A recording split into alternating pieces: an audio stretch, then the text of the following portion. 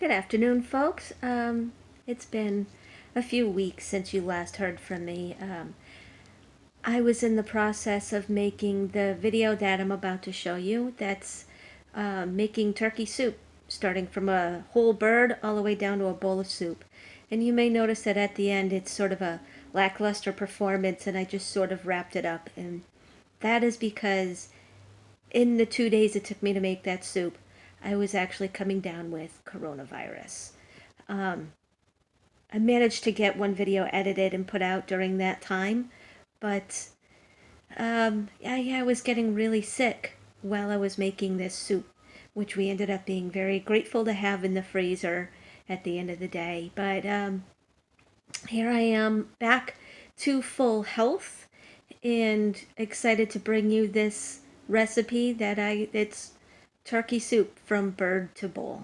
Today on Cooking for Real, I'm making turkey soup from bird to bowl. So now, of course, the first thing we're going to do is roast a turkey. And what I have here, okay, I'm going to do a very basic seasoning on it just because my end game is that I'm going to make soup out of this. So I have in here Bell's seasoning, parsley flakes, oregano, basil, and of course I have salt and pepper.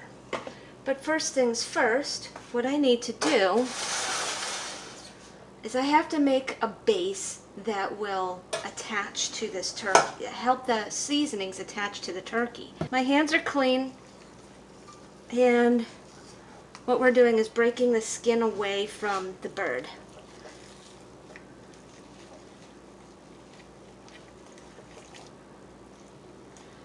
There's a thin membrane in there that once you grab it and you pull it away, the skin pops right up. Now, the thing is I want a crispy skin just because we are going to eat some of this for dinner before I make soup out of it. And I just think a crispier skin has a nicer flavor. Now what I have here, and I'm going to mix it up for you so that you can see what I have here. Oh, and it's coagulated. You know what? That's no good. Give me a moment. All that is actually is some white wine and half a stick of butter. But because I poured the white wine in the hot butter, it did bad things to the butter. So now that's better. You can see it's not clumpy anymore. I'm going to pour some inside, and I'm going to get it under the skin. And you see how it just sort of mooshes around when you pour it under the skin? Okay, and then just coat the entire outside. And I guarantee you I just made a terrible mess of my counter. And I have made ahead of time, this is a cornbread stuffing.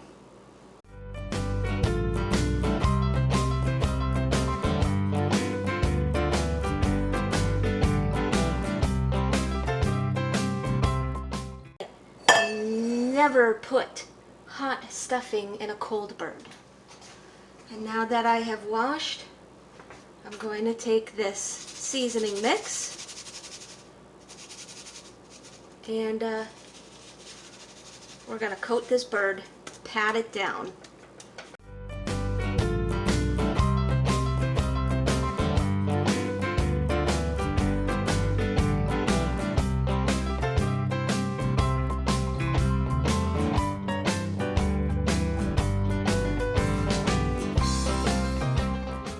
Alright, so let me wash my hands again.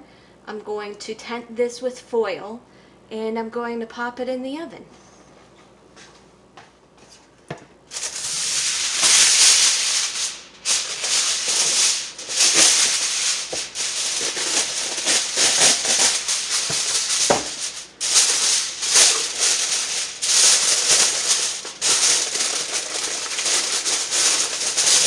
I don't tent this terribly tight, okay? I just cover it so that ends of wings and ends of drumsticks don't dry out. You could just wrap the ends of the wings and wrap the ends of the drumsticks in foil, but I chose not to do it that way this time.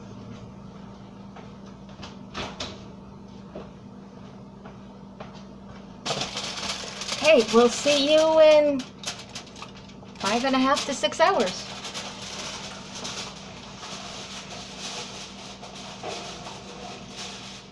Now the turkey is all cooked and we're just gonna let it rest. Next we're gonna butcher the turkey and have a nice turkey dinner. Now that that's butchered, we're gonna eat and we're going to let the carcass cool all the way off. And when that's cooled off, we're gonna pick it clean and start on the next step. So now what's going on is actually over here in the crock pot.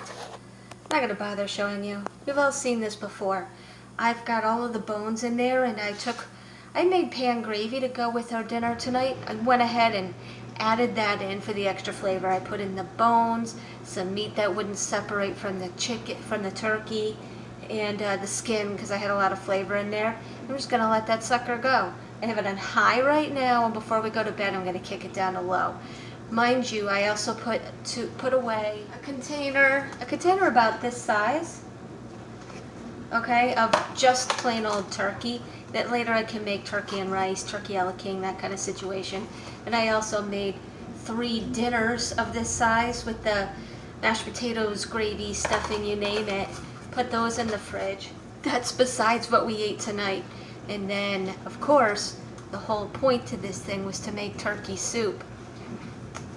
So this is the turkey I was able to save between the pieces that we didn't eat and what I tore off of the carcass before putting it in the, that's really good, before putting it in the crock pot. So there we have it. There's where we're leaving it off for tonight. I've gone ahead and strained out all of the random bits and skin out of this broth, and I put back in any edible chunk of meat and the big bones. So when it comes time to make soup, I only have these to pull out. Now you can see that the ends have opened up, which means all of that, all of the marrow is getting in. Some of the bones haven't broken open yet, so, but they will. Given time, this here is at the 20-hour mark. Okay, so now that everything is done, I'm actually going to be preserving this to eat at another time. I'm going to use this jar as a measurement for my soup containers, because I'm going with freezing it. So let's do the turkey on the bottom.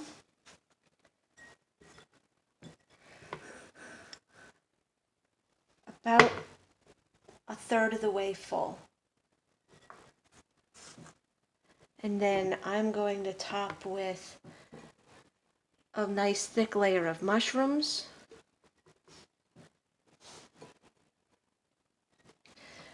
And a 1/2 cup of uncooked rice. Just because the rice swells so much. And now we're just going to top this off with the broth.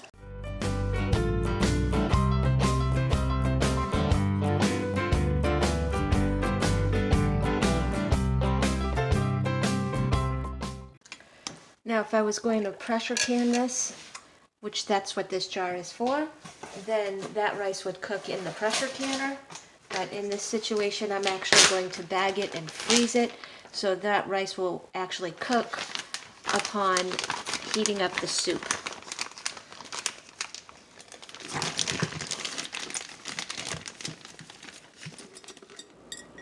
As an alternative to bagging it and freezing it, I'm going to take a whole bunch of this and we're going to have this for dinner tonight. So I have what was left over, okay, because this is the amount in the jar and this is the amount in the pan.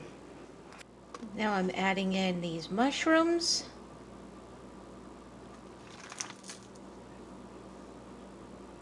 And here we have a 1/2 cup of rice. So now I've added everything into this pot, the rice included, which you're not going to see at the moment. But once I cook this up on the stove top, you will definitely see the rice. So let's get this set to a boil, and then once it gets down to that, we're going to turn it off so that the rice simmers and cooks. So for everybody's sake, can we all please wash our hands and wear our masks in public and stop griping about social distancing? And for the love of God, it's okay to not get your hair blow dried at the hairdressers as long as they can get back to work. I hope you're all healthy and happy and well fed. Thanks for sticking with me. And if you're enjoying my videos, please remember to like, to comment, to share. Thank you so much.